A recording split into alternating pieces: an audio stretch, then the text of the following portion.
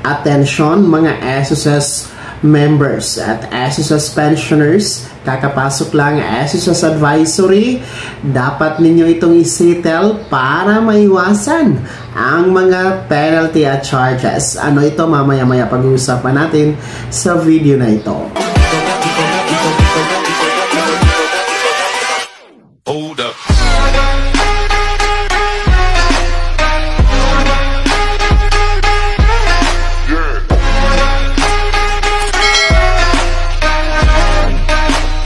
Hello mga ka-vlogs! Welcome dito sa aking YouTube channel. Magandang araw po sa lahat ng mga manonood. Saan po kayong dako sa mundo? Kumusta kayo mga ka-vlogs? Ito ha mga miyembro at pensyonado ng SSS, kakapasok lang.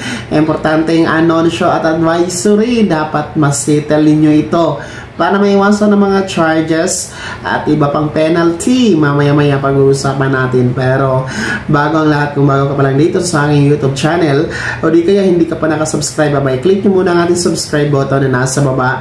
Huwag nyong kalimutan na pindutin ang notification bell. Ilagay niyo po sa all para naman updated kayo sa lahat ng mga videos na aking i-upload. So eto na nga po, no, actually kakapasok lang ito na anunsyo. Advisory po mahalaga dahil ang SSS nagpapaalala na isettle po natin ang ating mga SSS loan obligations on time. Ibig sabihin, kung meron po tayong na-avail na loan benefit sa SSS, so alin man sa sumusunod, no? Whether it is a salary loan, it is educational loan, emergency loan, calamity loan, or pension loan, no? Ay pinaalalahanan tayo ni SSS na atin pong bayaran, isettle ang ating babayarin, no, yung obligation natin sa SSS loan on time. So dapat wala tayong arrears, hindi tayo nalilate ng pagbayad, hindi po tayo nadidelayed ng pagbayad. Dapat on time. Kung ano po yung amortization date natin monthly, ay dapat yun po yung tinatawag natin na pagbabayad, no, para mag-reflect po sa ating My.SSS account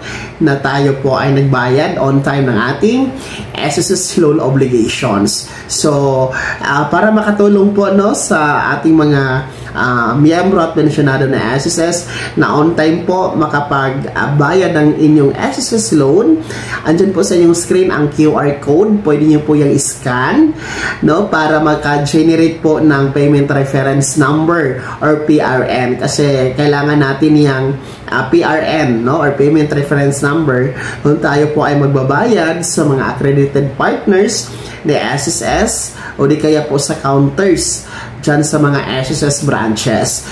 And mahalaga itong pagbabayad on time ng ating SSS loan obligations para po maiwasan ang mga extra charges, extra penalties, no? Dahil meron po mga penalties kasi kung meron tayong mga hindi nabayarang obligasyon dyan sa SSS loan natin. So sayang din po yung mga penalty and mga charges na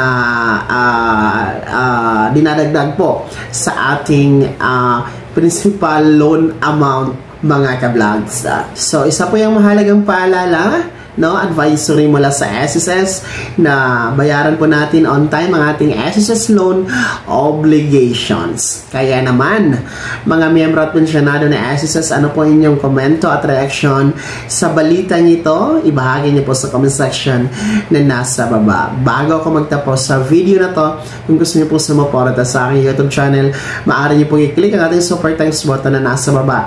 Sa mga gusto mong i-miyembro, pwede po. Click niyo po ang ating join button. Maraming perks dyan mga ka-vlogs. Be my member now. Sana'y naging gabay ang video na to kahit paano na pag-uusapan natin ang mga mahahalagang bagay-bagay na may kinalaman sa pagiging miyembro, benepisyaryo at pensyonado sa SSS.